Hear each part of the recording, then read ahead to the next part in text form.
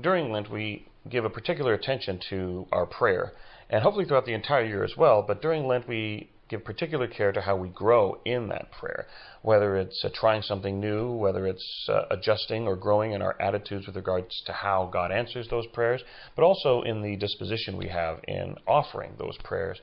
And in the gospel we have for this third Saturday of Lent, Jesus tells the very familiar story of the Pharisee and the tax collector.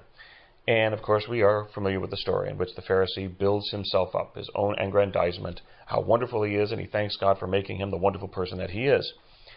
But not only that, he does so at the expense of the tax collector. He says, "Thank you for not making me even like this tax collector," or like everybody else for that matter. And so he exalts himself in his prayer, but he also does it to the expense of someone else, whereas the tax collector just comes before God humbly. But an important detail that should be noted in this particular parable that Jesus slips in, perhaps sometimes we might even notice it, but does speak very importantly to the disposition of the Pharisee, is that Jesus tells us in the gospel story, the Pharisee took up his position and spoke this prayer to himself. He spoke this prayer to himself, and that kind of pretty much sets the tone for the rest of the Pharisee's prayer. This was not a prayer to God. This was a prayer to himself. This was not addressing God. This was a reminder to the Pharisee of how wonderful he thinks he was, and doing so while putting down someone else.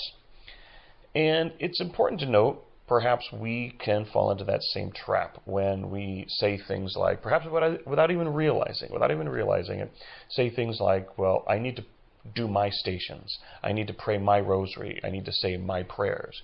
Perhaps we could note when we say that and ask ourselves, in examining our prayer, are these prayers to God, or are these prayers for ourselves, if not to ourselves? I don't pray my rosary, I pray the rosary. I don't pray my stations, I pray the stations. I don't say my prayers, I pray. And it might just be a good thing to note in terms of the vocabulary and the manner in which we speak of them, so that we can, not only in how we speak of our prayers, but in how we engage in prayer ourselves. Is it for our own comfort and aggrandizement, or are we coming humbly before God during this season of growth, during this season of discipline, so that we can grow as people of prayer, and our prayer becomes much more full, much more substantial, and much truer as we come before God to speak our words to God, but also to pause and in silence listen to God speaking to us. Let us see ourselves in the example of the Pharisee and the tax collector, recognizing where we pray prayers to ourselves, how we come before God in our worship. Do we do it to give ourselves comfort and joy? Do we cough whenever incense is used because I don't like incense? Do we fail to sing and participate because I just don't like to sing?